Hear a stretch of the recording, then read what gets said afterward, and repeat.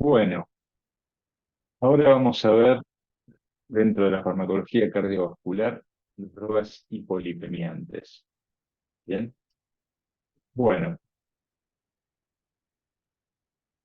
antes de hablar de ellas, vamos a hacer una pequeña introducción sobre la patología isquémica, complementaria de lo que vimos sobre aterogénesis.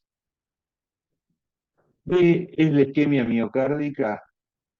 La falta de oxigenación del tejido cardíaco, básicamente miocardio, que es el funcional, producto de un cese brusco o solapado del flujo coronario. Cuando el cese es brusco, hablamos de isquemia aguda, un evento malo, ahí estamos hablando de un preinfarto o un infarto, dependiendo de si la isquemia se consolida y termina en tejido necrótico o no. Y si es solapado, se va dando la isquemia en forma crónica y muchas veces permite un flujo colateral que no reperfunde de alguna manera el tejido isquémico sin llegar a la necrosis, pero con una sintomatología dolorosa interesante o importante, digamos así. Esta inadecuada perfusión de un tejido, en el caso del miocardio ya lo vimos, pero también puede ocurrir en el cerebro o en el riñón, es producto no solo de alteraciones musculares derivadas, por ejemplo, de la ateromatosis, sino que también conspiran contra ello enfermedades cardíacas, es decir, una insuficiencia cardíaca puede generar un hipoflujo en un tejido, ¿sí? O bien sanguíneas, es decir, eh, parte que tiene que ver con la agregación y la coagulación intravascular, y que pueden actuar por un lado o todas en conjunto. Entonces, hay una serie de factores de riesgo que ya hemos estudiado dentro de hipertensión y aterogénesis que van a contribuir a desencadenarla y lo escaló con los fenómenos necróticos, ¿sí? O sea, infarto de miocardio, se ve, o alguna patología renal, por ejemplo, si no causó la muerte, deja a los pacientes inválidos con un importante costo de salud. Es decir, puede aparecer vasculopatía periférica, nefropatía, retinopatía. Y justamente tres factores que hemos visto: hipertensión arterial, obesidad y tabaquismo, todos en forma conjunta o separada, pero que pueden ser este, tratadas en una prevención primaria, ¿sí? Fíjense que juntos aumentan 16 veces la probabilidad de ocurrencia del fenómeno isquémico frente a una población que no los presenta. Entonces, son factores que van a causar disfunción endotelial. Y esa disfunción endotelial termina en síndrome metabólico, obesidad, dislipemias, arteriosclerosis, y es algo que ya hemos visto. Y por eso vuelvo a insistir con los criterios diagnósticos del síndrome metabólico que vimos en la clase anterior, pero que uno tiene que tenerlo en cuenta, donde se junta glucemia, lípidos, valores antropométricos como la cintura y presión arterial. Entonces, recordémoslo porque es muy, muy importante. Y lo mismo, los objetivos diagnósticos que hemos visto sobre el tratamiento de la hipertensión arterial para actuar en forma de prevención primaria, sobre todo, y prevenir la enfermedad, pero sobre todo detectar aquellas covariables y establecer el riesgo cardiovascular global. Entonces, tengamos presente que si establecemos el riesgo cardiovascular global, podemos de alguna manera actuar preventivamente sobre los fenómenos isquémicos. ¿Y qué es lo que se ve justamente acá? Estos son un compendio de los diferentes estudios que se hicieron para reducir el colesterol en la década del 80 a la primera década de este siglo, ¿no? Del 2000 al 2010. Estos estudios sobre el descenso de los lípidos plasmáticos en función de que se disminuye la concentración del LDL colesterol, ¿sí? Observen cómo baja, ¿sí? Tanto en prevención primaria como en prevención secundaria, si ya una vez sin establecerse la patología isquémica o está establecida, pero como fíjense, busca, ¿sí?, hacia menos del 5% en función de conseguir un colesterol LDL de alrededor de 70, ¿no? Entonces, miligramos por decilitro. Entonces, es muy importante el descenso de las concentraciones de lípidos, sobre todo colesterol, pero también vamos a ver que triglicéridos, importante como para reducir el fenómeno isquémico, derivado de una obstrucción de los vasos por justamente lipoproteínas que terminan en placas de ateroma. Y justamente la Sociedad Europea del Colesterol y la Sociedad de Arteriosclerosis, también europea, han elaborado esta tabla de riesgo sobre un este, posible desenlace fatal de un fenómeno isquémico cardíaco, ¿sí?, a 10 años justamente del momento en el cual se diagnostica, y acá vemos cómo en función de la edad, que ese es el único factor, digamos, no modificable, ¿sí?, o el sexo, obviamente, y si es fumador o no fumador, y cuáles son las cifras de presión arterial en cada caso, y el colesterol, cómo se establece, ¿sí?, el riesgo de padecer la mortalidad a 10 años. Es decir, fíjense que obvio es que una persona con 70 años tiene un riesgo mucho más importante. Pero que si uno de alguna manera consigue controlar y luego de los 40 no tiene tanto riesgo. Y obviamente la mujer no fumadora está más protegida que el hombre. ¿Mm? Eso es muy importante. Esto de alguna manera eh, puede evaluar el riesgo cardiovascular global, que les comentaba en la clase anterior, y que bueno, se puede aplicar y bueno, uno charlar con el paciente y lograr que se adhiera a hacer tratamientos de tipo preventivo, ¿no?, a edades tempranas. Obviamente eso va a redundar en un beneficio de aumento de la sobrevida y una mejor calidad de vida. Bien. Entonces, estos son los hipolipemiantes, ya que estamos hablando de la dislipemia y la reducción del riesgo cardiovascular. Los hipolipemiantes son fármacos para tratar dislipemias en más o hiperlipemias, es decir, cuando hay aumento de los niveles de lípidos en sangre, ya sea colesterol o triglicéridos, colesterol total o fracciones LDL, ¿no?, sobre todo colesterol malo, por la carga, ¿sí?, por encima de los valores de corte. Ahora vamos a ver cuáles son. Y esta instauración de un tratamiento farmacológico debe hacerse cuando falla el régimen higiénico dietético. Es decir, uno tiene que aplicar un régimen higiénico dietético que consiste en justamente no consumir grasas y sobre todo grasas saturadas y pasar a aceites que tienen ácidos grasos poliinsaturados, o grasas de pescado, ¿sí? Entonces, las dislipemias son el otro componente de la enfermedad cardiovascular silente junto con la hipertensión. Es decir, no dan síntomas hasta que aparece el fenómeno isquémico, entonces, de alguna manera, ¿sí?, hay una enfermedad cardiovascular que va evolucionando y es silente y el paciente no se da cuenta, ¿sí? Y no está siendo tratado, obviamente.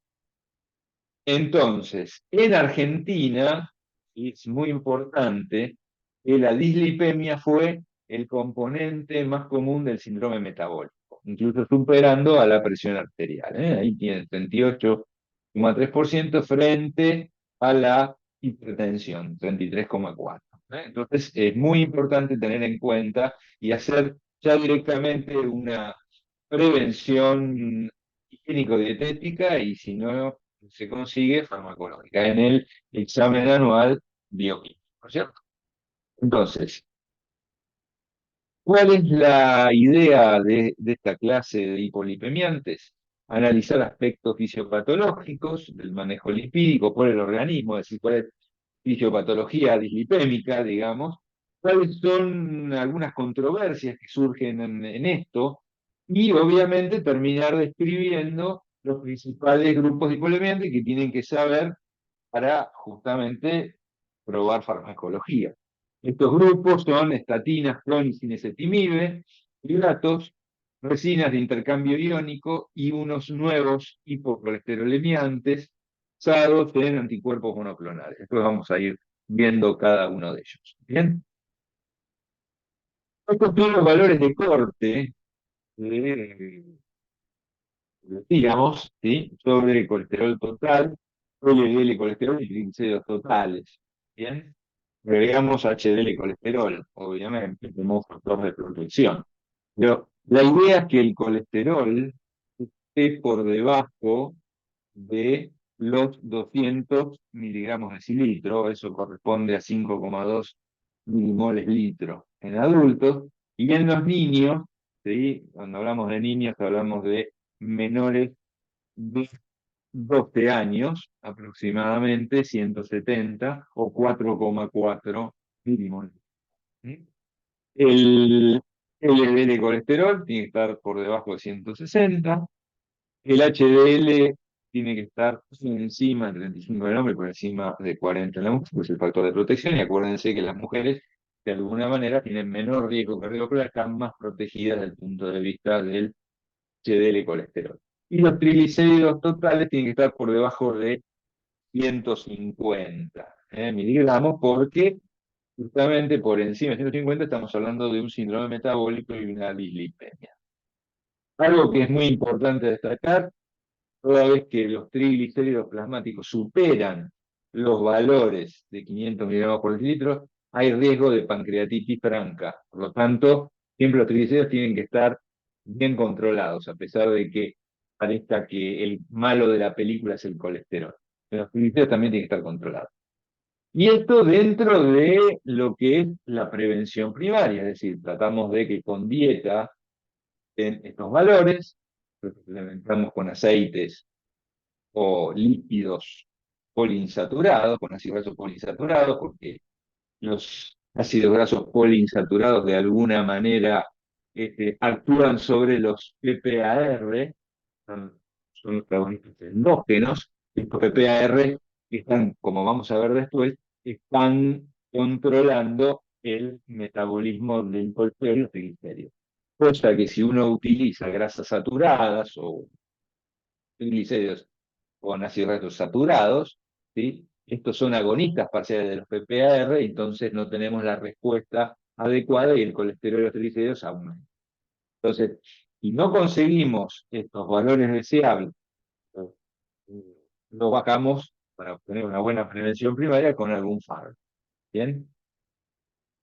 Si ya apareció una isquemia, tenemos que hablar de prevención secundaria. Y ahí, en ese caso, si hay prevención secundaria o no hay la patología isquémica, pero hay factores de riesgo como diabetes, por ejemplo, ¿sí? El colesterol total tiene que estar por debajo de 100 y el LDL colesterol por debajo de 70. Esa sería la idea, acorde a lo que hemos visto en esa diapositiva donde había un descenso de LDL y menor riesgo de padecer una enfermedad isquémica cardiovascular, de acuerdo a los ensayos clínicos que se hicieron antes de la década 80, 90 y primera del siglo XXI.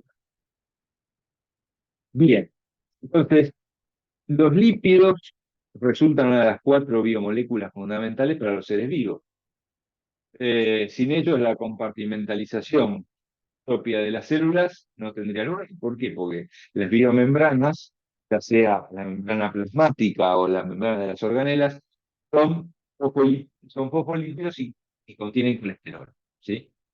Hay algunos lípidos que son combustibles, o sea, los propios brazos o su depósito como triglicéridos en el tejido adiposo o en otros tejidos, como el músculo y el hígado, es decir, de alguna manera hay una conversión de algunas células de estos tejidos hacia, eh, como si fueran tejido adiposo, se van intercalando, ¿sí?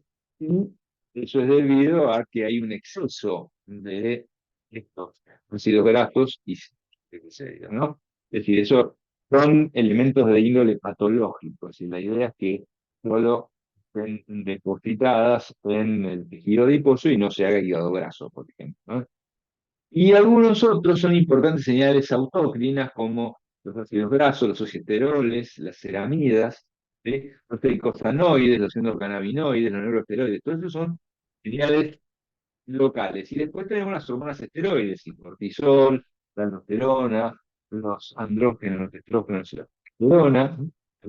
Todos estos son, digamos, lípidos que actúan como señales. ¿Bien? Y entonces acá aparece un primer problema, que era algo que yo comenté en la clase anterior, que el esteroide, una vez que se sintetiza, no es destruible, por lo que su eliminación del organismo tiene que ser o bien por descamación de células de la piel o de las mucosas, por la secreción sebácea, o bien lo que hace el hígado, que lo excreta activamente por la vía biliar y se elimina como esteroles neutros por vía fecal. El otro problema, o un segundo problema, es que los lípidos son insolubles, por lo que su distribución en los fluidos corporales se hace a través de lipoproteínas. Es decir, las lipoproteínas son micelas fosfolipídicas especiales. ¿Por qué? Porque los fosfolípidos tienden a ser micelas, pero estas son especiales porque están estabilizadas por las llamadas polipoproteínas. Ahí tenemos cómo se ubican o cómo se distribuyen, ¿sí? Las apolipoproteínas son fundamentales para el direccionamiento tisular de estas lipoproteínas, esa distribución, y el catabolismo. ¿Sí? Es decir, que las APOs son las señales que direccionan a estas lipoproteínas. Y acá tenemos las principales fracciones, su tamaño, eso ya lo han visto seguramente en bioquímica, lo vieron en Fármaco 1, o lo vieron en clínica médica, pero fíjense, ahí están los diferentes orígenes. Y algo que quiero destacar acá no es tanto la composición o el tamaño o la densidad, no, no, no, sino básicamente que las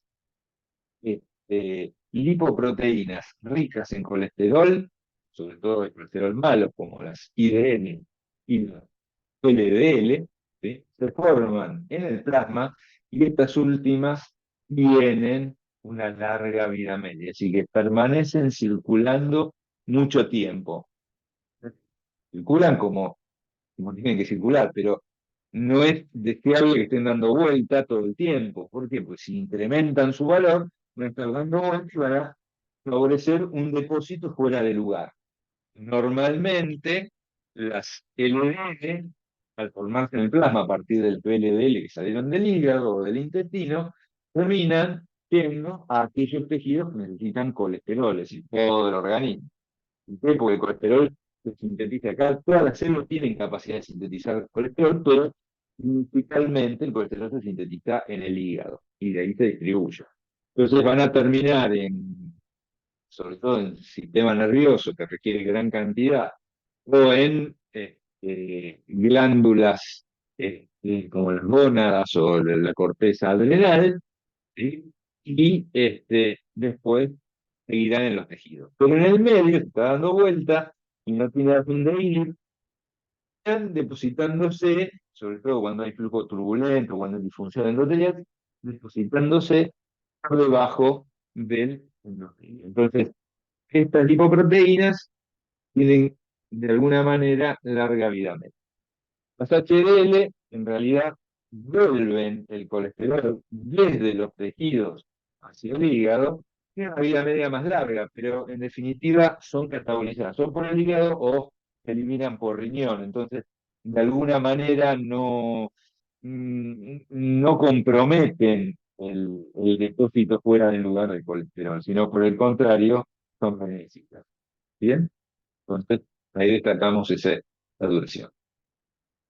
Y acá tenemos algunas lipoproteínas de interés. Es decir, fíjense que por un lado tenemos las lipoproteínas A, las B, la C, la D y la E. ¿No?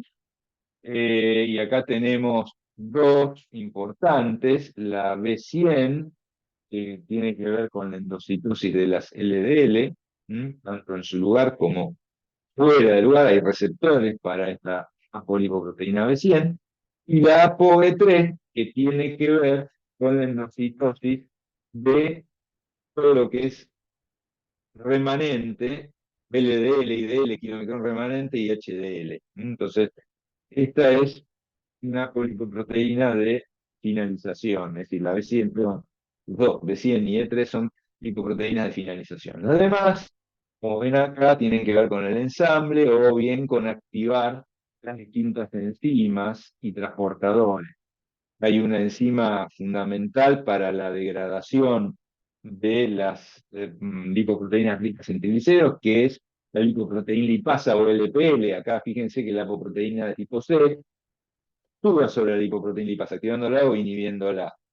Y por otro lado, tenemos una que es fundamental para la esterificación del colesterol en el plasma y su depósito después en la LDL, que es la lecitincolesterol aciltransferasa. ¿Bien?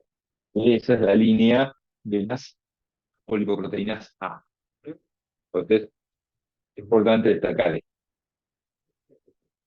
Y acá tenemos la panorámica. Como ven, estamos hablando de las lipoproteínas endógenas. Excluí el kilomicrón, que es postdietario, que ahí van los lípidos exógenos o de dieta. Acá estamos hablando de triglicéridos o colesterol que el hígado pone en las lipoproteínas para distribuir a los tejidos. Y la que sale desde el hígado y luego el intestino interdieta, salen por vía sanguínea, porque los kilomicrones por su tamaño salen por vía linfática, ¿sí? Estas salen por vía sanguínea, son la BLB, que es la de más baja densidad de todas, y la que tiene mayor tamaño, pasa por una densidad intermedia y termina en una LDL, donde su contenido en triglicéridos va bajando y su contenido en colesterol esterificado va aumentando. Y acá en medio está la LDL. Entonces, fíjense quién hace que baje la densidad porque permite que los triglicéridos que contienen sean degradados e introducidos o en el músculo para quemar o en el tejido adiposo para guardar la lipoproteína lipasa. Fundamental en la insulina resistencia, la lipoproteína lipasa, por lo tanto, aumenta el contenido de LDL y se desarrolla una suerte de dislipemia o una hipertrigliceridemia, típica en la diabetes, el síndrome metabólico. Bien, esta IDL intercambia triglicéridos y colesterol esterificado con la HDL. Fíjense que acá está la segunda enzima, la lecitincolesterol aciltransferasa, que es la que dentro de las HDL esterifica el colesterol, y acá está la proteína de intercambio de colesterol, que es como un tubito, y lo que hace es unir las lipoproteínas, es decir, une IDL con HDL para que pasen triglicéridos, o une LDL con IDL o LDL para que se cargue de colesterol. Es decir, es una proteína de intercambio esta C. ¿Bien? Y exponemos justamente cómo se pierde, y no sabemos por qué, se pierde la ApoE. Entonces, si yo tengo ApoE, tengo el receptor para la ApoE o LRP1 que genera un catabolismo rápido. Se pierde, pasamos al receptor de las LDL, ¿sí? Que es una vía lenta. Les dije que antes tenía alrededor de 3 días la. Entonces, de alguna manera, si se consigue no perder tan rápidamente la ApoE, bueno, que tengamos la posibilidad de catabolizar más rápido las lipoproteínas. Bien, entonces, tu gran vida media determina una posibilidad de depósito conectivo extra que se oxide o que sea fagocitada por macrófagos, incluye el camino silente a la enfermedad arteriosclerótica que hemos comentado en la clase anterior. Entonces, las dislipemias pueden ser hipertrigliceridemias, hipercolesterolemias o bien ambas, es decir, mixtas. ¿Dónde se originan? En los trastornos de síntesis o catabolismo de lipoproteínas, que pueden ser derivados de alteraciones genéticas, de hábitos alimenticios inapropiados o de otras enfermedades como la diabetes o el hipotiroidismo. Y en el caso de que haya alteraciones genéticas, pueden ser primarias. ¿Sí? Hay algunas que son bastante serias, pero poco frecuentes, pero importantes. Otra que tiene que ver con los hábitos alimenticios y que lo que va a determinar de alguna forma es que haya un colesterol por encima del valor, pero tampoco un nivel muy alto. O aquellas secundarias, como les decía, para diabetes o al hipotiroidismo. Entonces ahí aumentan fracciones de LDL y también de, del LDL. Entonces, fíjense, acá tienen, estas son las enfermedades, son acá 1, 2A, 2B, 3, 4 y 5 son los tipos que definió Fredrickson, es decir, genéticas. ¿Ok? Pero, en general, las derivadas de la diabetes del hipotiroidismo, es decir, me copian este patrón dada por las enfermedades genéticas que estamos. Fíjense que acá hay una, digamos, mm, importante, por así decirlo, que es la hipercolesterolemia familiar por la frecuencia. La monogénica determina, hay un déficit total de los receptores a la LDL, determina valores de colesterol cercanos a 1000, por ejemplo. ¿Ok? En cambio, la poligénica determina valores de colesterol un poco más bajos, pero altos por encima del valor recurrente, y la frecuencia es mucho mayor. Acá tenemos también la hipertrigliceridemia familiar, que es la tipo 4, que es la que copia la diabetes. Fíjense que acá hay una suerte en lo que es genético, ¿no es cierto? No en lo que es diabetes. En la diabetes directamente falla la activación de la lipoproteína lipasa, pero acá hay como un déficit de ApoC2, que es bastante frecuente, uno en 100 o uno en 1000, y genera un aumento de triglicéridos. Bien. Entonces, las dislipemias secundarias son mucho más frecuentes, ¿sí?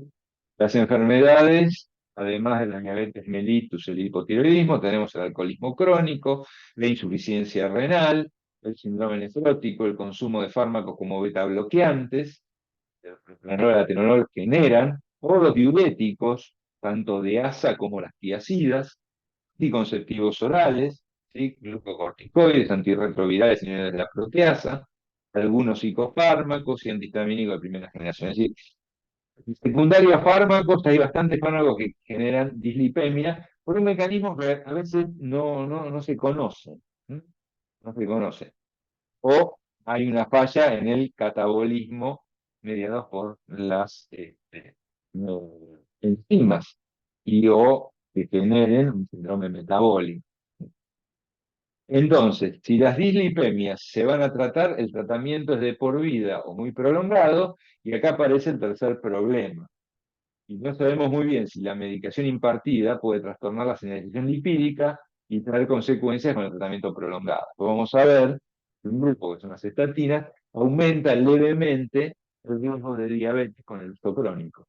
Entonces, hay que ir tropezando en cada caso particular. Es un problema a tener.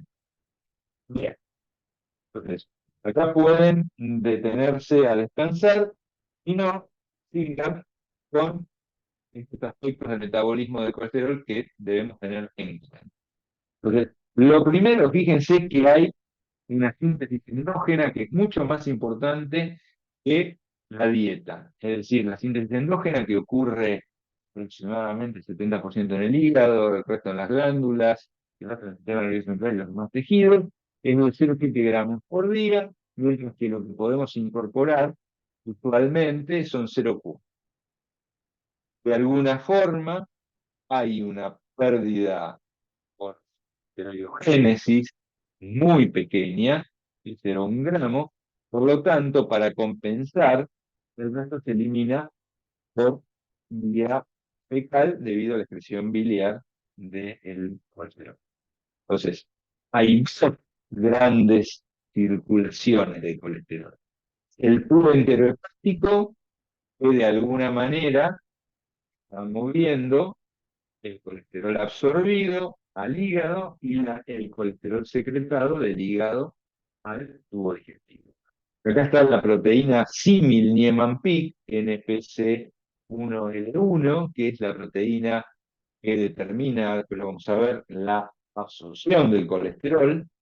El colesterol de alguna manera se pone junto con los triglicéridos en los kilomicrones, y una vez que este kilomicrón descargó su cantidad de triglicéridos en distintos tejidos, músculo, tejido adiposo, queda el kilomicrón remanente, y acá está el receptor a la ApoE que lo engloba. Por otro lado están las lipoproteínas ABC, P5 y 8 que determinan la secreción biliar. ¿Sí? Este pool entero hepático a veces se mezcla con este otro, pero en general es bastante fijo. Fíjense que se absorbe 0,4 y se elimina 1 gramo. Quiere decir que de alguna manera los otros 0,6 terminan portándose desde la parte biliar. Okay. Bien. Pero por otro lado tenemos el pool hepatotisular, es decir, la distribución desde el hígado a los tejidos, que está en clarito, o desde los tejidos hacia el hígado. Y acá tenemos, por un lado, la producción de VLDL, con lo cual el colesterol va agregado, porque las VLDL hepáticas hepáticas e intestinales sirven para sacar triglicéridos que se sintetizan con el exceso glucídico. Entonces, hay que tener muy en claro ese concepto de que si uno come azúcares, ¿sí? Va a tener triglicéridos y va a tener una hipertrigliceridemia, de alguna manera, o por lo menos va a estar en el límite. Y de alguna manera, obviamente, va a engordar porque estos triglicéridos se suman, que produce el hígado con un exceso de combustible, se suman a los que se guardan en el tejido adiposo. ¿Bien? Entonces, estas VLDL se transforman en IDL y obviamente las residuales pueden ir al hígado, pero el grueso no va al hígado, sino que va a los tejidos periféricos. Y entre ellos se depositan a nivel de este, eh, sub endotelial para formar las placas de ateroma. Bien, fíjense cómo los tejidos toman el colesterol con el receptor de las LDL, a la ApoB100. Pero también estos tejidos utilizan a glicoproteínas ABC, el A1 y G1, para cargar las HDL y estas HDL volver al hígado y la degradación por parte de la lipasa hepática. ¿Sí? Acá habría que tener en cuenta una pequeña pérdida de estas LDL por el riñón. ¿Sí? Pero, digamos, este es el movimiento usual. Entonces, ¿cómo se absorbe el colesterol? Bueno, el colesterol se absorbe en microdominios, en parche o lipid RAF o caviola simplemente. Ahí está la proteína de Niemann-Pick, que es su colesterol. Perdón, su colesterol. Su receptor, disculpen. Lo primero que hace la membrana cuando a la micela mixta de absorción de lípidos es fusionarse con la membrana y cargar de colesterol estos microdominios en parche, es decir, aumenta acá la cantidad de colesterol. Cuando eso ocurre y ya está esta membrana prácticamente saturada de colesterol, uno de ellos, que ya hay preexistente pero se está cargando, uno de ellos se une a una suerte de dominio extracelular en forma de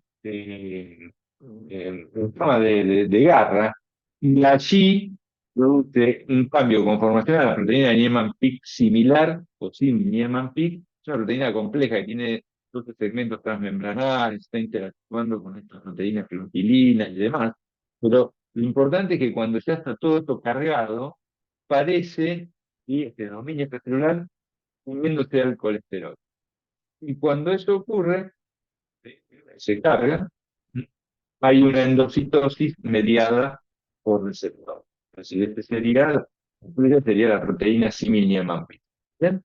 Entonces, observen cómo el colesterol está en la membrana de esta vesícula endocitada revestida. Entonces se une a un endosoma tardío y ahí se degrada tanto la proteína de Niemann-Pick como los contenidos, y ahí está el colesterol. Bien, entonces, este, perdón, le dije degradación, en parte pueden reciclarse otra vez a la membrana. Les decía, este colesterol que está acá, está al compartimiento de Niemann-Pick en su uso. Es decir, acá aparece la proteína de Niemann-Pick que falla o está mutada genéticamente en la enfermedad de Niemann-Pick y por lo tanto aumenta este compartimiento, es decir, no va a los usos. Es decir, el colesterol, de alguna manera, desde el endosoma tardío, ¿sí? Aparece en gotas o en un compartimiento que se llaman o endosomas de Niemann-Pick, ¿sí? Y a partir de ahí se utiliza. Este uso se ve vedado cuando esta proteína de Niemann-Pick falla. Una vez dentro, este colesterol, recordemos que parte puede ser por síntesis de novo, pero lo que hace esta endocitosis mediada por receptor en las células, acá no estamos hablando ya no en el intestino, sino estamos hablando del colesterol en la célula blanco, ¿sí? Esta endocitosis mediada por receptor de la LDL, su receptor, inhibe la síntesis de novo y se activa el depósito en la parte, y toda célula tiene un compartimiento de Niemann-Pick, está relacionado con el retículo endoplasmático. Y ahí está la enzima acilcolesterol, aciltransferasa, que esterifica el colesterol y lo deja depositado. Bien, entonces, fíjense que normalmente se puede utilizar en el interior, pero el grueso, si la célula no es heterogenética, va a parar a las balsas lipídicas en la periferia. ¿Por qué? Porque parte de ello se extruye a través de estas glicoproteínas ABC a las LDL. Entonces, por un lado tenemos una parte desde fuera de la célula, una parte endógeno, ¿sí? Acá estamos, se media con el receptor a las LDL. Hay un depósito, un uso y una colocación en las balsas o en el lipid wrap de la membrana celular. Puede ser. Entonces acá tenemos rápidamente cómo acá aparece, a diferencia de lo que ocurría en el intestino, que era la proteína de Niemann-Pick, acá aparece el receptor a la lipoproteína. Observen cómo este receptor está asociado o no con otra endoproteasa que se llama proprotein convertasa subtilicinquexina 9, PCSK9. ¿Okay? Esta PCSK9 de alguna manera controla la degradación del receptor al LDL. Entonces, observen que cuando se endocita, ¿sí? Está presente la PCSK9, ¿sí? El receptor se degrada. Y el receptor no tiene unida PCSK9, se recicla. Entonces, la idea es que uno puede inhibir a esta endoproteasa, aumenta la disponibilidad de receptores en las lipoproteínas. ¿Ves? Bien. Entonces, fíjense que siempre esta parte va al compartimiento de Niemann-Pick para depósito o usos. Bien. Y la parte de las balsas lipídicas, es decir, ven acá el color celeste igual a ese otro de acá, tiene que ver con el receptor a la apolipoproteína 1, el SRB1, y cómo la glicoproteína ABCA1 carga a la HDL naciente, entonces el estímulo de la apolipoproteína 1, carga a la lipoproteína naciente, entonces digo, de colesterol, y luego la otra glicoproteína ABC, la G1, carga a la HDL ya un poco más madura, con otras apolipoproteínas que recibió de otras lipoproteínas sobre las células, ya está cargando la de colesterol este, libre. ¿Ves? Aparece en el segundo estadio de las HD. Bueno, adentro de la célula, el colesterol activa o inhibe, ¿sí?, las distintas vías. Producto final, el colesterol inhibe la síntesis de novo y sus productos, los sales biliares, los oxisteroles y los esteroides. Ahora bien, el colesterol en exógeno, ¿sí?, proviene de la dieta y los ácidos grasos poliinsaturados presentes en IDL y LDL, también regulan, ¿sí?, por producto final la disponibilidad celular de colesterol. ¿Bien? Pero a esto se le suma la regulación hormonal circadiana, ¿sí?, o sea, por ejemplo, la esteroidogénesis, la ACTH o las gonadotrofinas o la angiotensina 2 para la aldosterona, ¿sí? Fíjense cómo de alguna manera las neurotrofinas se estimulan, la insulina es modulador, ¿sí? Y el estado energético inhibe, así que sobre la regulación por producto final tenemos regulaciones hormonales y de estado energético. ¿Qué ponemos hormonal circadiano? Porque la síntesis de colesterol aumenta por la noche. Y tanto el producto final como las señales hormonales actúan sobre dos grandes sistemas. Uno de ellos es el sensor SRBP, ¿sí? Y por otro lado tenemos a los sensores PPAR. Tanto uno como otro, fíjense, los productos finales actúan sobre un factor que significa proteína de unión al elemento de respuesta a esteroles, SREBP. Por un lado, y por otro lado, los PPR regulan la actividad de la hidroximetil-CoA reductasa, que es la enzima clave en la síntesis de colesterol. ¿Y esto cómo ocurre? Básicamente, si baja el colesterol, a nivel del retículo endoplásmico, este sensor libera, ¿sí?, libera a el SRBP, que viaja hacia el aparato de Golgi. En el aparato de Golgi, sobre un clivaje por dos proteasas, la S1 y la S2, y libre ya en el citosol, porque fíjense que tanto en el retículo endoplásmico como en el aparato de Golgi estaba en la membrana, ahora ya libre, viaja al núcleo y produce una regulación genética. Aquí están los diferentes, eh, eh, digamos, acrónimos o iniciales de los diferentes componentes de este sistema sensor. Esa regulación genética activa o desactiva la síntesis de hidroximetilbutaril-CoA reductasa, que es la enzima marcapaso de la síntesis colesterol.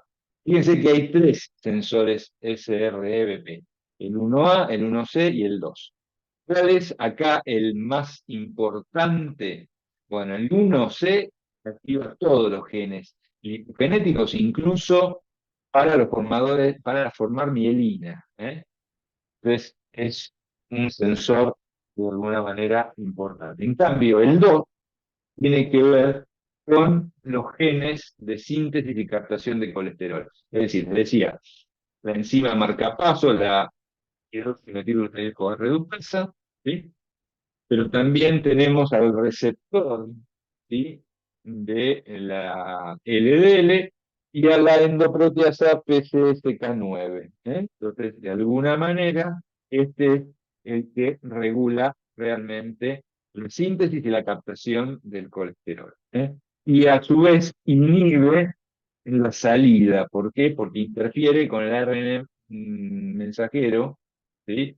De la glicoproteína BCA1 que carga a las LDL. Entonces, la disminución del colesterol activa a todo esto. El exceso de colesterol lo inhibe. ¿Bien? Entonces, ese es el más importante. Esto es lo que decíamos de la interferencia del ARN mensajero de la glicoproteína BCA1. Es decir, en un mal apareamiento, esto actúa como un ribointerruptor y entonces degrada al ARN mensajero. Fíjense que el ARN de interferencia sale de un intrón del gen propio de este RBP2. Bien. Bueno, entonces, ¿qué aspectos de las lipoproteínas de hipertrigliceridemia tenemos que tener en cuenta? Bajo hipertrigliceridemia, los triglicéridos se van a distribuir entre las distintas lipoproteínas, con lo cual va a haber HDL y LDL ricas en triglicéridos. Y estas LDL ricas en triglicéridos son más heterogénicas que las comunes, puesto que son más chicas y más densas. Justamente es la superacción SD-LDL. Es decir, son las small dense LDL. Son más ricas en triglicéridos, no necesariamente tienen más colesterol, pero se depositan mucho más fácilmente en los tejidos vasculares y son más fácilmente oxidables, porque tienen mayor cantidad de triglicéridos con ácidos grasos oxidables. Y entonces hay una redistribución, fíjense cómo en hipertrigliceridemia tengo esto que vemos acá, es decir, perdón, vuelvo otra vez. Esto es lo normal. Lo normal es que vaya el colesterol esterificado desde las LDL a las, perdón, de las HDL a las LDL. Mientras que cuando hay un exceso de triglicéridos, fíjense que las enzimas, perdón, las proteínas de transporte C empiezan a mover triglicéridos hacia las LDL y a las HDL.